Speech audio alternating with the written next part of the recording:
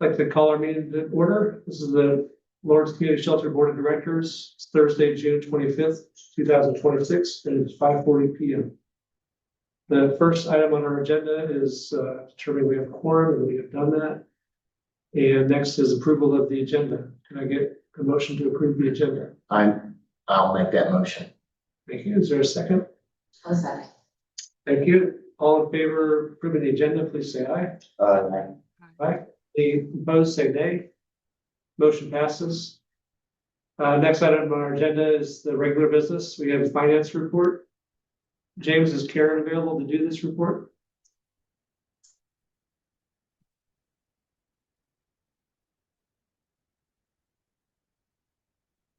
Let's see here on the. Yeah, I think she said she was. I think you were copied on that email or had access to it, but I don't see her on here. All right. Are you able to walk us through the report tonight, or? I wasn't prepared to do that. I can read the notes. I mean, but no, I wasn't prepared to present this report. Okay. How about Treasurer? You got anything to say? If you want me to interpret what's there, I can help. But I'd go to the financials. No. Would you like me to look at the Yeah. this report? Yes. Oh, there she is. Just in time.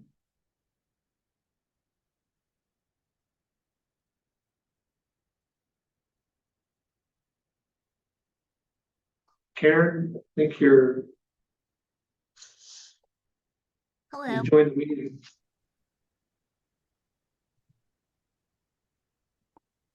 Are you ready for me? We are. Okay. Do you want to take control? Sure. Okay. Yeah, I can share my screen. I have a little PowerPoint again. I'll make sure to put this on the board chair drive also. Okay.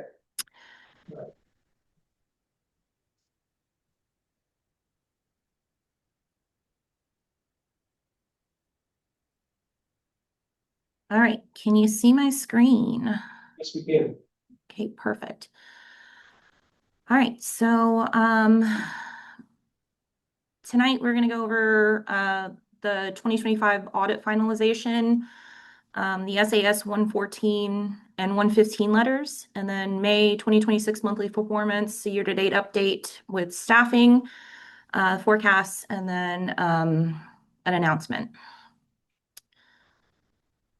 All right, so the audit, as I mentioned last month, is complete. It's published. It's on the lawrenceshelter.org website right now, along with the SAS letters. The key item that I wanted to share with you all is that there was only one change to it. It was minor. None of the meat and potatoes of the report changed. It was just related to a note that the City of Lawrence's auditors had requested. So as a note 7 on the finalized audit, it's called related party transactions. So this is just a standard disclosure for organizations receiving this level of public funding. So all amounts tie out to the audited financial statements. They reviewed it prior to approving the note. Had also asked Kevin and Charlie to review the note to see if they had any issues with it. They didn't say anything, so I'm assuming not. Does anybody have any questions about related party transactions, this added note, or the finalized version of the audit? Just want to clarify, do we need to take a board action on accepting the final version of the audit? I think so, just because the SAS letters 114 and 115 further clarify the conditions of the audit. And that was not something that was presented to you all last month when I presented the final draft. And because of this related party transactions note added, so I think it would be wise to just say, yep, now we officially approve now that they're finalized. Okay, so SAS 114 is the governance communication letter. It just said that there weren't any other accounting policies adopted or changed aside from the software that was used. There weren't any disagreements, there weren't any difficulties, and all identified misstatements, which there weren't any, were corrected prior to issuance. The main thing here, which has been my primary concern this entire time, has been internal controls. And so our auditors have identified that there is a significant deficiency in our internal controls with regard to segregation of duties. And basically it says that certain individuals can initiate, authorize, record, and reconcile transactions without independent review. That's a big no-no, regardless of integrity of the individuals involved.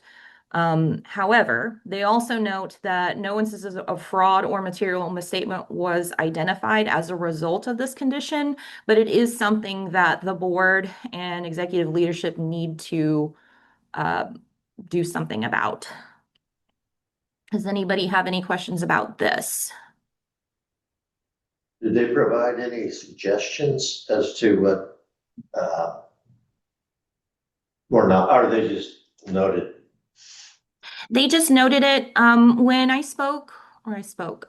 emailed with Greg Schmidtlein from Schmidtlein and Associates, our auditors. He mentioned that we could engage them for consulting on how to address the segregation of duties issues. And so he didn't want to go beyond that in the SAS 115 letter. It's pretty generic as just saying like, hey, probably need to do something about this. Not probably, you should do something about this. Okay. Any other questions? All right. Nope. Okay. So May is the first month that payroll has gone over budget this year. I did make an adjusting entry in note 5. It's just a cleanup item.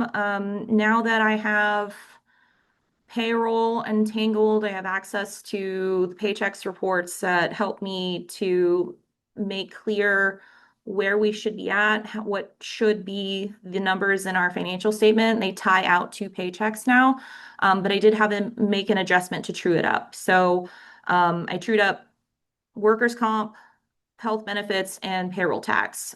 Salaries and wages were pretty close. I want to say like within like $400, but that was also adjusted to, so it all ties out to paychecks. I adjusted it to HR consulting. That's on our financial statements. Cash ended May at $813,874. So it's consistent with expected Q2 drawdown due to payroll and other expenses. And then there's one more deferred city revenue payment that's on our balance sheet that I have there for $262,500. So we will be expecting another quarterly payment next month that will need to be billed out.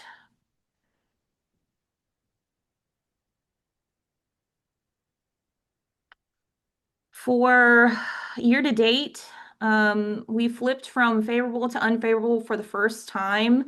It's a modest amount, $8,729. Payroll, we've been pretty consistent at relying upon it being under budget, but that is starting to narrow. And then groceries continue to run well ahead of the budget with most of the year remaining. In-kind donations have been wonderful. Again, January and February have been really great at from PepsiCo and Hershey, and then all of our community members donating food and clothing items to us. And so we are 400. We were ahead. I think it's on another slide, but it's like over 400% above what we had budgeted. I think I only put like 11,000 something as in-kind donations monthly, and we are beyond that. Aaron, for this item, when you mention in-kind donations, how much of that is like kind of grocery or food kind of donations? How much of it? Yeah, is it like a bulk of the in-kind donations or is in-kind donations including other I believe supplies? it's a bulk of it. So when we receive any food donations, that correlates on the expense on the P&L. So for on the expenses, I have a groceries line and it's split out from groceries that we actually purchase and then groceries that have been donated. Would y'all like to see those lines? Well, I'm just thinking as we recognize that the cost of food and access, like the amount of food that we're going through seems to be significantly above what maybe was expected. And donations are helping with that, but I'm wondering, did we under budget this or are we actually just having to feed a lot more people? Like what's going on here? I think we've under budgeted because we didn't the budgeted amount for purchased groceries for 2026 is exactly the same as last year. We did not adjust it based on the increased services that we were providing. So our year over year should show that it's increasing. Is that, Yes, so let me see if I can pull up. or did our actuals, like, did we not adjust our budget for this year based on actuals from last year? All right, so let me do this really fast. That way you all can see.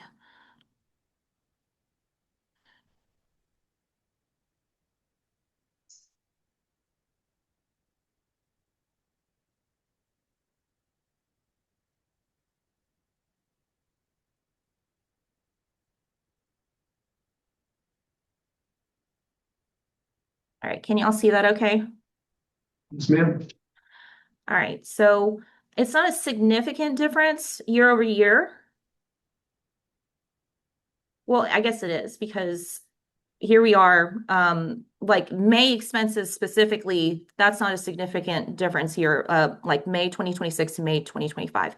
But year to date, 2026 through 2025, you can see we're about 35,000 above where we should where we were last year. And we based the budget on actuals from last year. I think we based our budget on what we had budgeted for 2025 and the reduced amount of income that that was coming in. This was something that I anticipated that we were going to have a problem with because I knew that we were going to have increased services, but the instruction I received was to keep it the same as it was last year. It seems like a pretty significant over budget item. Is there food inflation that is significant? Like the cost of food, you mean? Right. I think so. You know, I had mentioned last month. I think it has gone up a lot with the Iran, war issues and things. Yeah. Yeah, Chef's been pretty diligent at making sure that whatever she can get at Sam's Club that is going to be cheaper than US Foods or Cisco can provide to us, she will order it from there. So I know that she is looking at cost. She has access to Zero, so she can see where we're at on our budget as long as you know, payables are up to date and those invoices are entered. So she can see what the spend is year to date and where she's at on budget. Otherwise, it's kind of hard because if our census is saying that we need to make X amount of meals daily, you know, I don't think we really have a choice on food. She did, I think I also mentioned last month, she did get our harvesters account reestablished. And so I would expect to see those receipts coming in and then also evaluating them if we're not being billed for them. But if we're receiving it free, it'll be on the same valuation basis that we do our donated foods, which is per pound.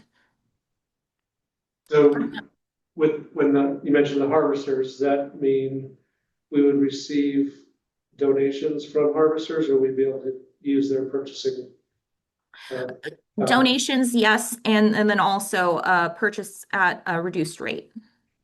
Okay, that's great news. Okay, Go ahead and continue, please. okay. Unless there's other questions. All right, so FTE, finally got FTE values for you all. This has been kind of a nightmare situation for me data wise, but I got it figured out.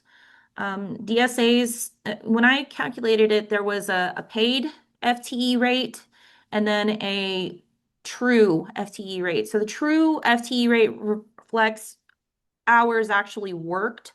And so I wanted to make sure that I had all of that data consistent between salary and hourly employees, even though primarily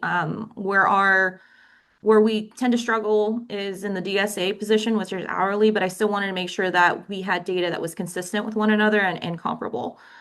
So for May specifically, we had 29.49 FTEs versus 43 budgeted and 3.05 FTE case managers against 5 budgeted. And then I mentioned this last month, but we don't have a general maintenance tech on staff anymore, and the ATech contract has stood in place, and the collective bargaining unit has not objected to that contract being in place. So there's a negative 17.88 FTE compared to budget. And then also wanted to share what the savings is right now, year to date, which again is 82,224. And I mentioned again that that is going to be shrinking.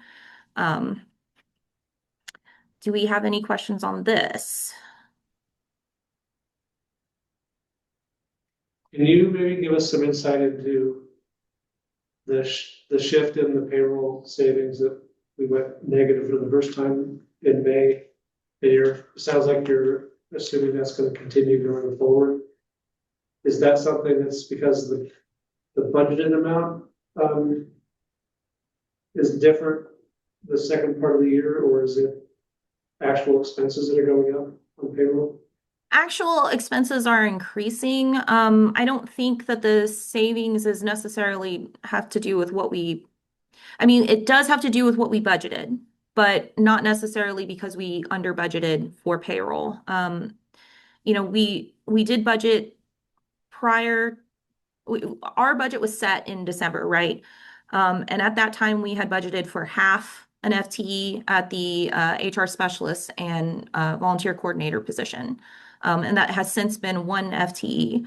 So that combined with, I think that's most of it really is that one position where that savings is shrinking. I don't think we anticipated that we were going to have a full-time equivalent at the HR spot. We kind of expected that Mercedes was going to stay on at least part-time.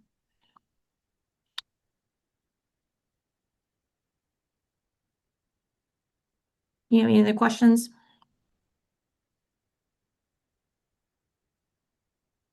Okay. All right, so we're expecting another $750,000 in July. Do want to watch payroll for sure. Also groceries, and then events and fundraisers we have on the horizon. Again, the Light the Way 5K in September, and then our Illuminate Gala in November. And from talking with James, he sounds like he has some additional fundraisers and a capital match campaign. I know last month we were working on, or this month we were working on adding to the Douglas County Community Foundation grant catalog for the step up beds. Does anybody have any questions on this slide?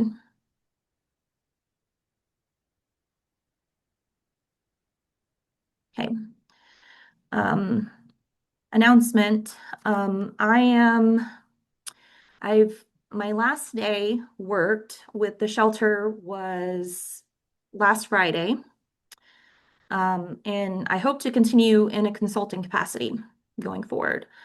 And so I want to make sure that whoever I hand this off to in a reduced capacity and acknowledging that our internal controls and our segregation of duties has not been how I imagined they would be.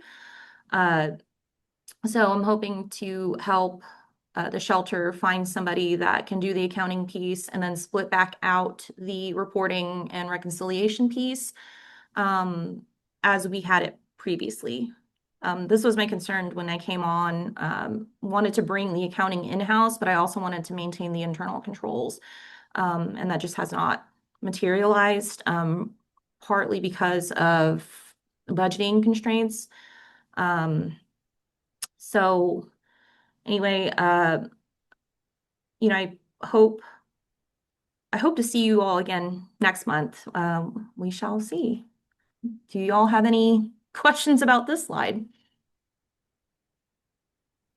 Karen, I just want to acknowledge all the work you put in with helping us over the last couple of years, and appreciate your willingness to help with the transition as well. Thank you. All right. That's all I have for you. All right. Thank you. Thank you. Thanks, Karen.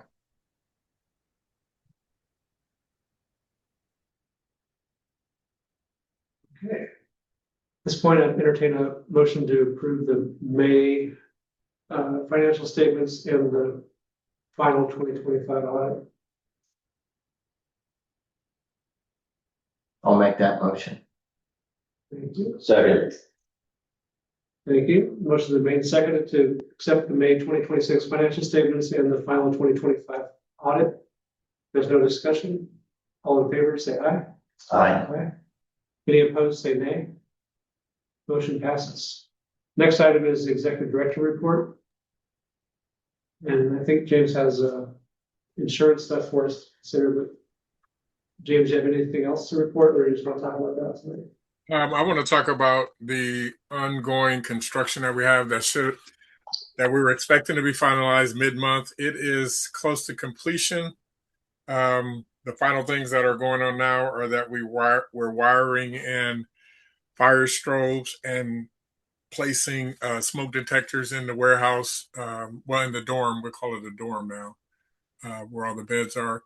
And that's going to be wired into the notification panel. And that's the last thing that's kind of going on construction-wise. I mean, they still have doors to hang, but all the facilities have been put in, the toilets and showers and benches, and all those things. The ceiling has been dropped.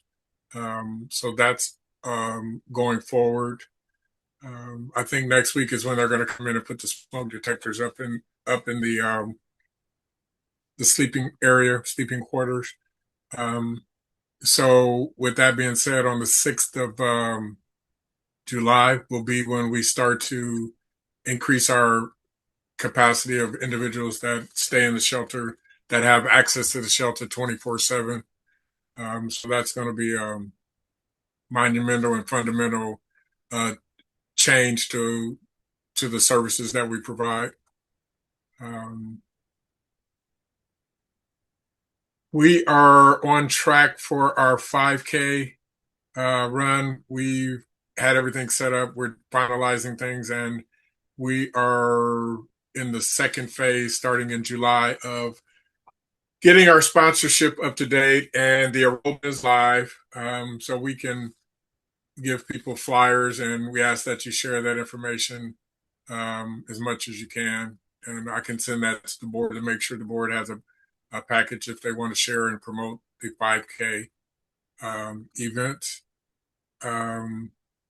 We had, during our transition time, we were down case managers, and since we're going to be relying heavily on programming, it was important that we get case managers up to speed. We have filled all our positions for internal case management.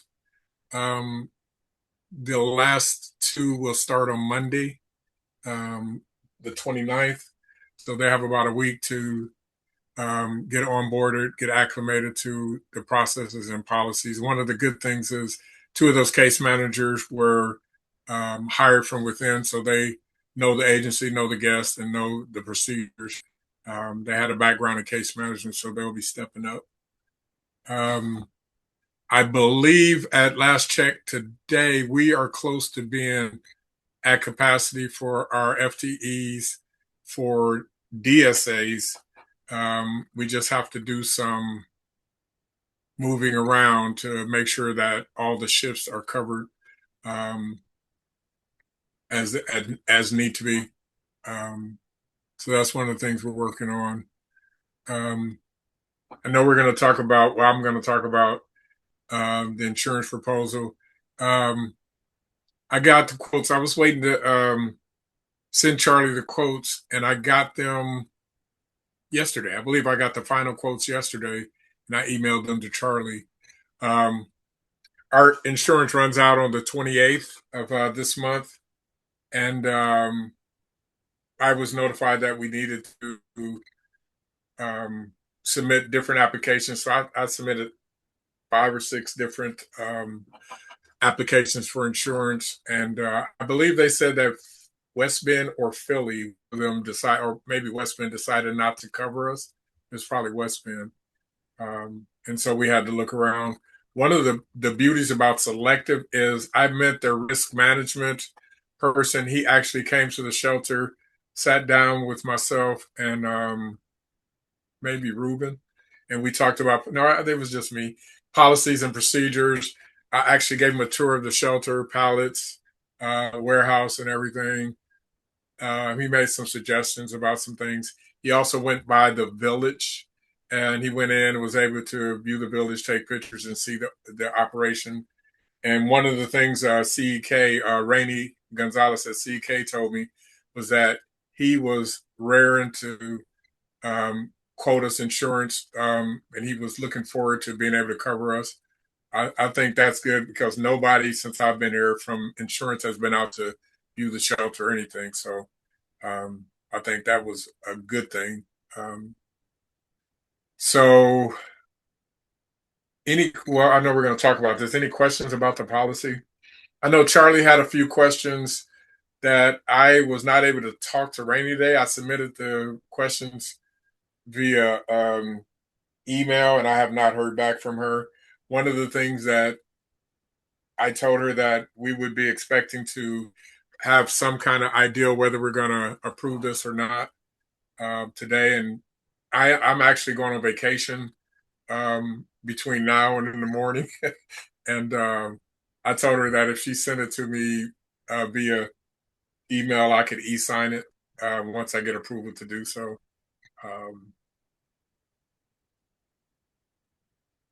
I think that's all I have for now, Charlie. Thank you. So your recommendation and CEK's recommendation was to select the Selective Insurance Company. Is that correct? Correct. And then the coverages that are shown here in the comparison sheet, the only piece that I was thinking might not be in this is the workers' compensation. So I'm assuming that's a different policy altogether. Is that?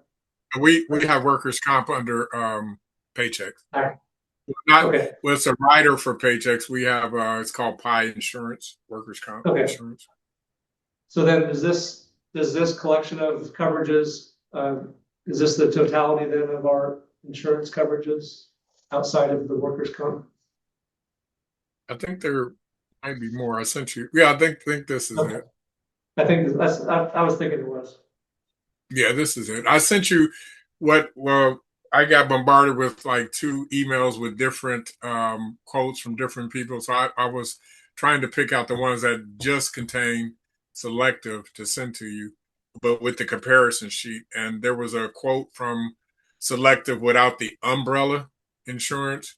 And so Rainey recommended that we take the umbrella. It gives us increased coverage in a few things. I know the main one she told me about was personal injury protection on the auto insurance. If you remember last year, our auto insurance carrier dropped us, and they had to really scramble around to find somebody to cover us with the automobiles based on some damage to the vans and one or two times and the windows being broken out. So, and Selective's quote still comes in cheaper than what we paid last year. So a couple questions that I had that I emailed James about were the deductible for the wind and hail, that WH. It's 10,000 with West Bend and it's 2%. I wasn't really sure how the 2%, like what that translated to in terms of the dollar amount. Yeah, that's what I was imagining. Is it 2% of the claim? We haven't got an answer yet. But Okay. I feel like that was a kind of a discrepancy that seemed kind of noteworthy. And then the other thing that seemed fairly, substantial in my mind was the value on the building limit. West Bend has it at 4.7 million. And Selective has it at 3.7 million, like a difference of about 20%. And I was just curious why or how they. Just wanted an explanation for that. So, and sounds like CEK hasn't given you an answer yet to that either. No, they have not. Yeah. So, other than that, I couldn't find any reason not to go with the recommendation. And given the timing that we need to renew our insurance in a few days. Feels like we don't have a whole lot to, we can't really delay much longer and wait for answers. So what we got expires at the end of this month. James said it expires on the 28th, so really. Sunday. It expires on Sunday. I think we need this approval from the board tonight because it's over James's authority to sign off on this. So we have to approve it. Give him authority to sign off on $40,083.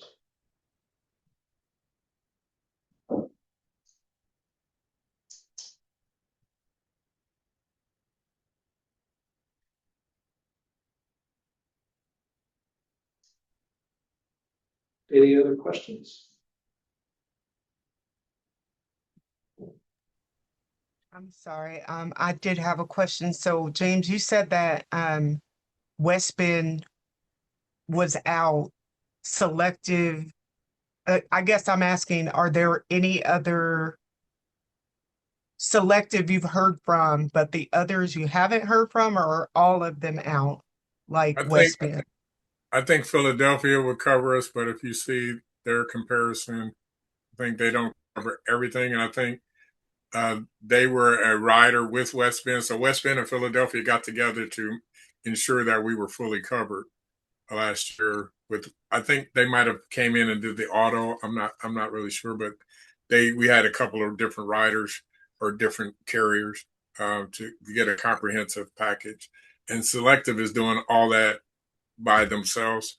And so if you, okay. Charlie, can you scroll down a little bit? I think Philadelphia show where you see all the property and all that, they don't cover that. So they're still willing to cover us, but not for only the things that they have selected. So. Okay, thank you. Yeah, I thought the coverages were actually quite a bit better with Selective. The one thing that seemed odd to me was just the building limit. I was curious how they came up with that valuation.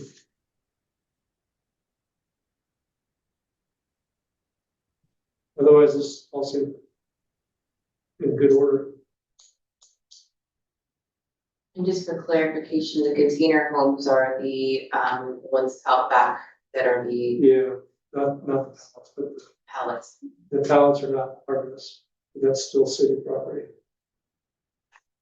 So these are the what do we call it? The Monarch units. Yeah, Yeah, monarch. monarch. Yeah. Was I say butterfly unit? Something. Okay. Well, entertain a motion to authorize James to approve or sign off on this insurance contract with Selective up to $40,083. I will second that. I can't make the motion. Oh, I'm sorry. He's entertaining a motion. He's entertaining a motion. Someone wants to. I'll make a motion for James that we approve James paying selective insurance up to $40,083 for the policy. That would start on Monday. All right, is there a second? I'll second that. I'll give it to Christina. Okay, motion's been made and seconded to authorize James to sign off on the selective insurance company for $40,083. If there's no discussion, all in favor, please say aye. Aye. Any opposed, say nay. Motion passes. Thank you, James. James, I have one more question. I'm sorry to try Go ahead. to move on. This is not about the insurance. I just wanted to come back to the sharing of the 5K. And with an understanding with the newer staff and how we are now, in a position where our staff is a good spot, hiring anyway. But I know how much work goes into events and recognizing a stretched capacity of our staff. I want to understand how the board can help volunteer. Is that maybe looking like sign-in sheets, time, volunteering, or just scheduling or helping to coordinate with any of the staff who are lead for this 5K? Just want to kind of get an understanding of how we can help out in some of that labor planning for the 5K. We're going to put together a packet of what we need as far as volunteers and water station attendants and things like that. So we will give the board first dibs at some of those volunteer positions. Okay, thank you.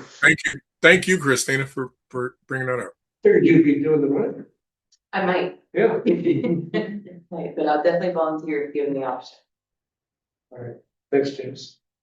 Next item on our agenda is just I think maybe an introductory discussion that Megan and Christina have asked for to talk about the board obligations for fundraising. So Right, and I will turn over to Megan. This is really a great opportunity. I feel I was able to communicate online, things going on with my internal communications to respond to emails. But yes, Megan has great ideas, and I would love for all of us to listen and consider them. Megan, we're ready to hear you. Hear your thoughts. I'm here. Right. Sorry, I'm trying to get my kids dinner at the same time. I talked with Christina at some length about ways that the board could be involved in fundraising. And I think it's best to just start, and I won't take much time, but to understand the positions involved in a good fundraising plan. Because on top of events, which are great for two reasons. One is to, of course, raise some money, and the other is to sort of friend raise, invite people into the circle of influence of LCS. They learn about us, and then they might become sustaining donors and or other supporters and advocates for us. So events are one thing, and they do a lot. But individual giving or corporate giving often comes outside of events and needs to be done on a sort of meeting basis and a nurturing and stewardship basis. So in order to do that, the way I always kind of have imagined this, it's to have what I call a portfolio manager, which is someone who does the research, looks into, discovers potential donors, combs through our donor database, and then chooses who we're going to call or approach, and then spend some time learning about them. What have they given in the past? Who have they given to? What are their special interests? What is their passion? What is their family? What are their what things might be necessary before we ask them for money? So that portfolio manager is sort of a researcher, and they compile all this information, and then they hand it off to the primary solicitor. And that solicitor is the person who makes the ask. That could happen immediately, or it might take 2 or 3 or more meetings. It might include a tour of the shelter. It might include coming to a community roundtable. It might include all manner of engagements. Sometimes it takes a dozen before the gift arrives. and it's all strategic. My suggestion is that James or someone at LCS once a month look through the database, give us a list of maybe a dozen or 15 names. We can all look at that list and say, I know that person, because a warm introduction is way better than a cold one. So if I know one person on the list, I will be responsible for calling that person and for creating the portfolio around that person. So it might be that I work with Megan or James or whoever it is that's assigned to this as the portfolio manager to give them information to help that data collection and make a warm introduction. It doesn't necessarily mean that I would be the primary solicitor, but I would help make that relationship happen and then hand it over to the primary solicitor, who would probably be James. Does that make sense? So if we all looked at a list once a month, gave some names to James, made a warm introduction, or had a coffee with a potential donor that's someone we know, then we can help James find the right people to be cultivating and help him determine how much the ask should be. We don't usually leave an ask to chance. The mistakes happen there. I'll give you an example. At my current job, we had a board member give $100,000, and our founder was very excited, like, oh, I didn't even have to ask. He gave $100,000. And I said, yeah, and I don't call it a win. He should have given $500,000. He's capable of it. But we didn't ask him or nurture him properly. So now we have to go back to him and ask for more money. So if we do it right, we ask for the right amount the first time. And it is kind of an art to say, is this a $5,000 donor, a $2,000 donor, a $10,000 donor? And we do that with a lot of data and research. But we can do that in relationship with each other and support James in deciding who, when, and what to ask. Does that make sense? Yeah, it makes sense. So just make sure I understand. You're asking if board members would serve as a portfolio manager? Not even necessarily as a support to the portfolio manager, maybe. Okay. To make So the as a warm staff introduction. person? So if let's say Megan is a portfolio, we need a development director, but if Megan's taking on that work for now, Okay. and she's the portfolio manager, and she and James come up with a list of people for us to look at the July board meeting, and you pick one and I pick one and Christina picks one, and maybe we don't know all of them. That's okay. We pick the ones we know. Then we can have a conversation with Megan or James, whoever it may be, tell them what we know, and maybe go to a coffee together to sort of make that warm introduction. That then gets handed off to the staff of LCS to make the further stewardship and ask. But we would be a part of the team and a help in that portfolio management. Okay. So the role of portfolio manager and the role of solicitor are most likely staff roles? Those are staff roles. Okay, thank you. That's what I wanted to clarify. And I just want to add to a gathering research would be those tools like that would be maybe, for example, what would be collected on our webpage. Say it's like Donate or Donor Perfect or some of those other apps that help to solicit and give information and collect information, we can pull from those. So we can have already the built-in management of contact and information right there that there's whomever is working for communications, sort of collecting those things on the other side of the board, and then to give us that information too, so we will be starting from knowing. Well, I appreciate you guys putting time on to thinking about this and bringing it to the whole board. I know we don't have a lot of time to talk about it tonight, but I think it's planted a good seed, and I think maybe we can spend more time in the next meeting having further discussion. Is that fair enough? I also want to say there are a few ideas that were raised during that meeting, but the way that we communicate is becoming a little bit of a barrier. So having an opportunity to share all of that, maybe in a file or a drive. Megan, you have an email here that collects all the ideas that you have. How do we share that out with the larger board? As long as it's one-way communication, it's okay. So it's the communication that starts to become interactive is the term in COLA. That's what we can't do. So if there's a report to share with the board, that'll be fine. We can't discuss it except when we're in an open session. So yeah, if anyone ever has a communication they want to share with everybody, feel free to do that. Just put that little disclaimer that you see in my emails. You know, don't reply. Or if you don't reply all. Yeah, don't reply all. If you want to send it to me, I can do that if that's easier, or if you want to do it directly, I think that's fine as well. As long as we're all just disciplined enough not to engage in those discussions with the majority of our board outside of a public meeting.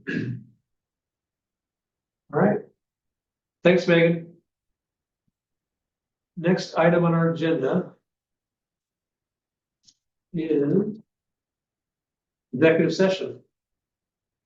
This is executive session to continue our discussion about executive director performance review. I don't think we're going to need 60 minutes. So we can wrap it up by 7 because then we have another executive session with our attorney. She's just waiting for me to text her and tell her when we're ready. So, Connie must have had to drop out. Yeah, she sent a text that She got to do that. she's dropping off and coming back on and dropping back off, so she's Okay. having some difficulties. Can I get a motion to go into executive session? I move that the board recess into executive session pursuant to KSA 75-4319B1 to discuss the performance evaluation of the executive director, a non-elected employee, including review of the annual performance plan. The executive session will include the board members and the executive director participating in person or remotely. The board will resume open session in meeting room C and on Zoom no later than 7:00 p.m. No binding action will be taken during the executive session. All right, is there a second? Thanks, John and Christina. If there's no discussion, all in favor of going into executive session, please say aye. Aye. Any opposed, say no. All right, motion passes. Okay. It is 6:54 p.m. We are back in open session. There is no action to take at this time related to the executive session that just concluded. I will take a motion to take us into the next executive session. I move that the board recess into executive session pursuant to KSA 75-4319B2 for privileged consultation with the board's attorney to obtain legal advice on questions arising from ongoing personnel matters. The executive session will include the members of the board and Lauren Beck, attorney at law, Jackson Lewis PC. The board will resume open session on Zoom no later than 7:20 p.m. No binding action will be taken during the executive session. Thanks, John. Is there a second? Second. Thank you, Kevin. There's no discussion. All in favor of the motion to go into executive session for consultation with our attorney, please say aye. Aye. Any opposed, say nay.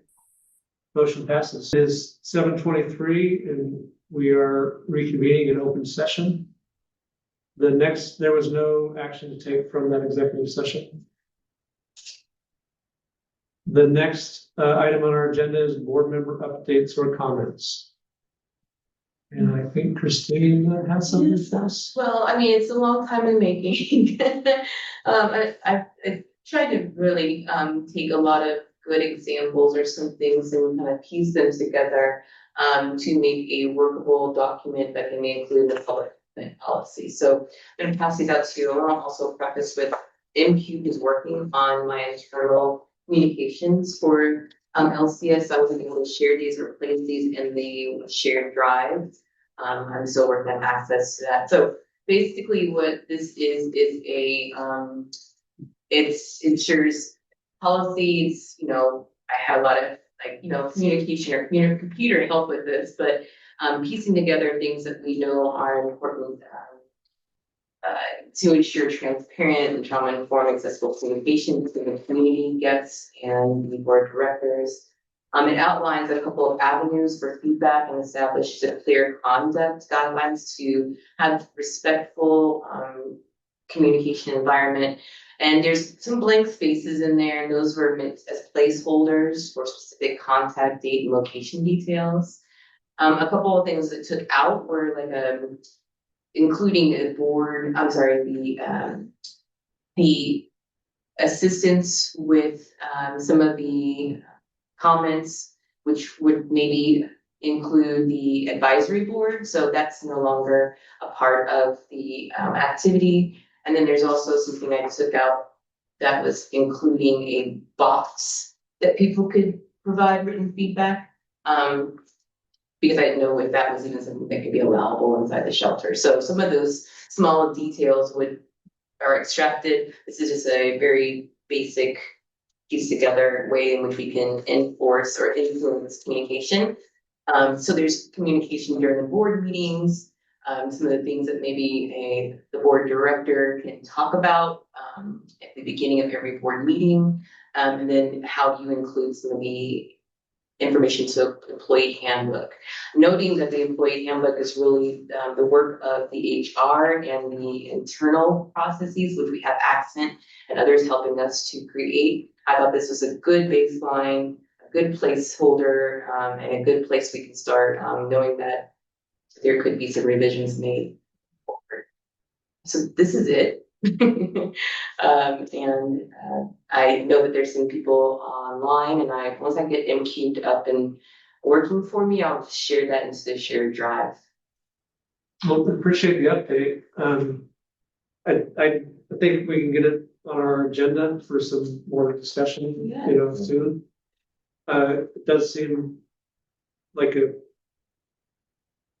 pretty significant change from how we've been practicing it. The current comment policy basically precludes anyone from giving us public comment during the meeting. And I'm eager to hear everyone's reaction to that. Like giving it back to like people can just show up here and provide public comment. More like what we'd see at a city commission or a county commission. So.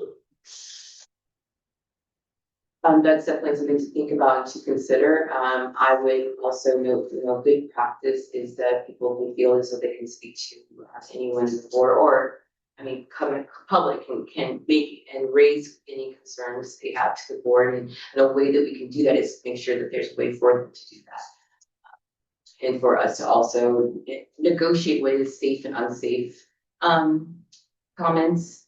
There's also a line in here talking about any of the comments being unhealthy or health. If a guest becomes regressive while giving feedback, that's internally, but making sure there's respectful dialogue, comments must be respectful and germane to the operations, programs, policies. And when you share that disclaimer, usually people follow suit, they want to be heard. You will get, people who want to comment. And we open that door, but I think it's a good way for folks to feel that they can be heard. And I think our community is telling us that they want to support the Lawrence Community Shelter. So I think it's something for us to consider, but policy is there. We can continue to draft it if need be. I'm happy to continue working on that if the board wants that. Well, thank you. Are there any other board member updates or comments tonight? Okay. Well, then entertain a motion to adjourn. I'll make that motion. John, is there a second? One second. Thank you, Christina. There's no discussion. All in favor of adjourning, please say aye. Aye. Any opposed, say nay. Motion passes. It is 7:28 and we are adjourned.